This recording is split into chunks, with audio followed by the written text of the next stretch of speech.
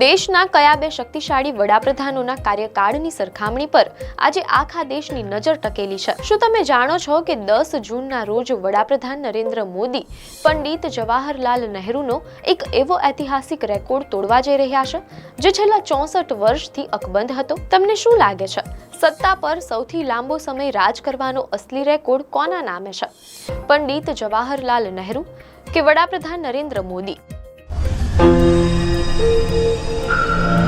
નમસ્કાર દર્શક મિત્રો, ધ લોકસત્તા શોમાં આપનું સ્વાગત છે. લોકશાહીના ઇતિહાસમાં રેકોર્ડ બનતા હોય છે અને તૂટતા હોય છે, પરંતુ જ્યારે દેશના બે સૌથી શક્તિશાળી વડાપ્રધાનો વચ્ચે કોઈ ઐતિહાસિક રેકોર્ડની સરખામણી થાય ત્યારે સમગ્ર દેશની નજર તેના પર ટકે છે.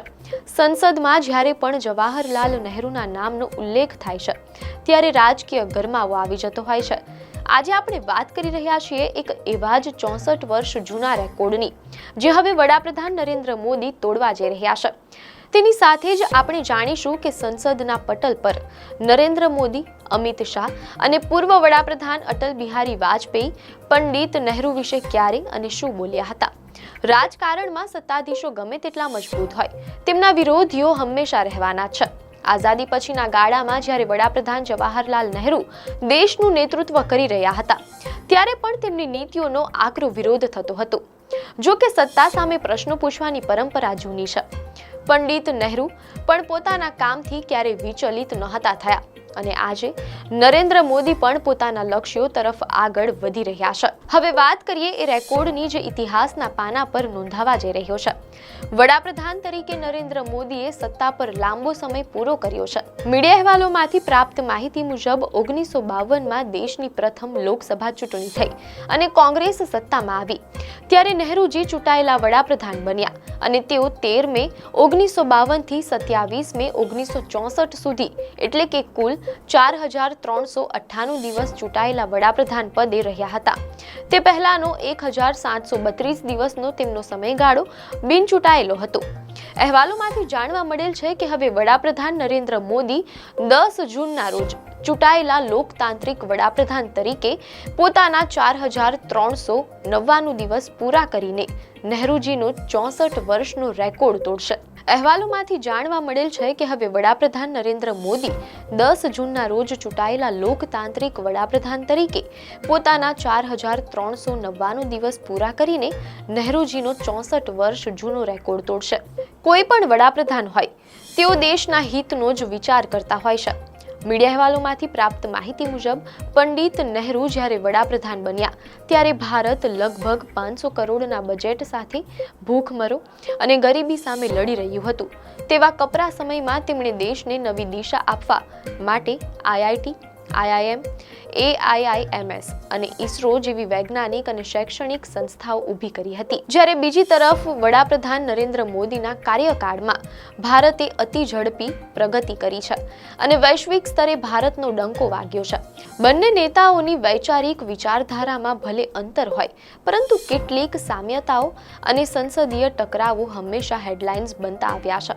ચાલો જોઈએ સંસદમાં નરેન્દ્ર મોદી પંડિત નહેરુ વિશે ક્યારે શું બોલ્યા. અહેવાલોમાંથી જાણવા મળેલ છે કે 8 ફેબ્રુઆરી 2022ના રોજ લોકસભામાં વડાપ્રધાને મોંઘવારીના મુદ્દે નહેરુજીના એક જૂના નિવેદનનો ઉલ્લેખ કરતા કહ્યું હતું કે આમ તો મોંઘવારી પર કોંગ્રેસના રાજમાં પંડિત નહેરુજીએ લાલ કિલ્લા પરથી શું કહ્યું તે કહેવા માંગુ છું. તમે કહેતા હો છો ને કે હું પંડિતજીનું નામ લેતો નથી.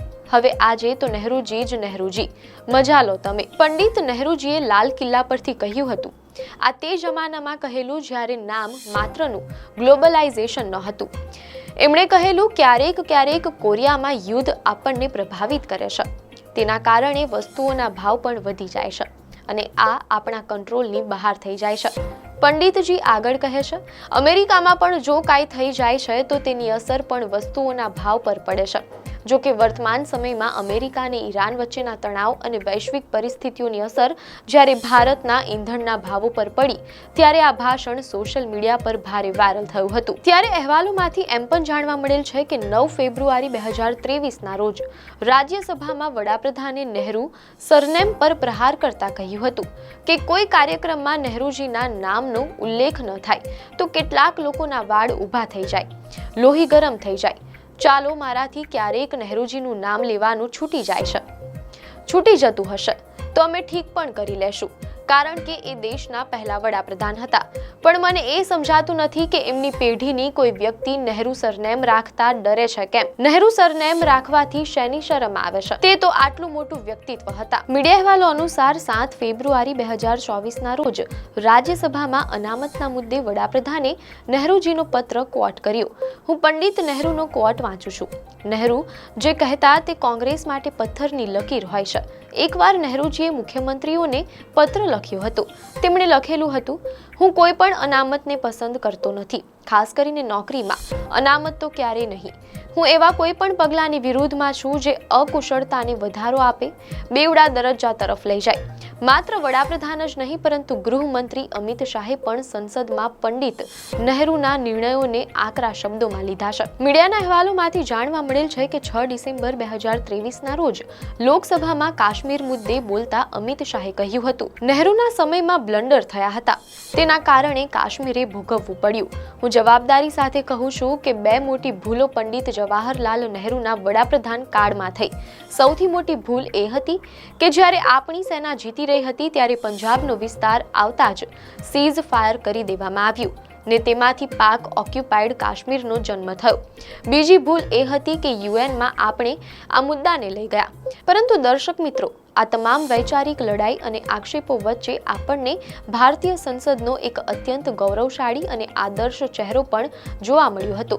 મીડિયાના અહેવાલોમાંથી પ્રાપ્ત માહિતી મુજબ વર્ષ 1999માં લોકસભાની અંદર પૂર્વ વડાપ્રધાન અટલ બિહારી વાજપેયીએ પંડિત નહેરુ સાથેના પોતાના સંસ્મરણો યાદ કરતા એક અદ્ભુત ભાષણ આપ્યું હતું. તેમણે ગૃહમાં કહ્યું હતું કે મેં પંડિતજીને એકવાર કહી દીધું હતું કે તમારું મિશ્ર વ્યક્તિત્વ છે, તમારામાં ચર્ચિલ પણ છે અને ચેમ્બરલેન પણ છે. તે નારાજ ન થયા. સાંજે એક બેન્ક્વેટમાં મુલાકાત થઈ ત્યારે નહેરુજીએ મને કહ્યું, આજે તો બહુ જોરદાર ભાષણ આપ્યું.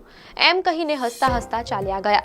આજકાલ આવી ટીકા કરવી એટલે દુશ્મનીને આમંત્રણ આપવા જેવું છે.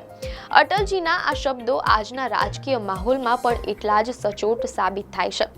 તો દર્શક મિત્રો, આ હતો ભારતના 2 મહાન વડાપ્રધાનોના કાર્યકાળનો ઇતિહાસ. સંસદમાં તેમના નિર્ણયો પર થયેલી તીખી ચર્ચાઓ અને 10 જૂને બનવા જઈ રહેલો એ ઐતિહાસિક રેકોર્ડ. લોકશાહીમાં વિચારોની લડાઈ અવિરત ચાલતી રહેશે, પરંતુ દેશના હિતમાં લેવાયેલા નિર્ણયો જ હંમેશા યાદ રાખવામાં આવે છે. વડાપ્રધાન નરેન્દ્ર મોદી દ્વારા પંડિત નહેરુનો 64 વર્ષ જૂનો રેકોર્ડ તોડવાની આ ઐતિહાસિક ક્ષણ અને સંસદની આ તંદુરસ્ત પરંપરા વિશે તમારું શું માનવું છે? અમને કોમેન્ટમાં ચોક્કસ જણાવો. આપને માહિતી સારી લાગી હોય તો વિડીયોને લાઈક અને શેર કરજો, ચેનલને સબસ્ક્રાઇબ કરજો.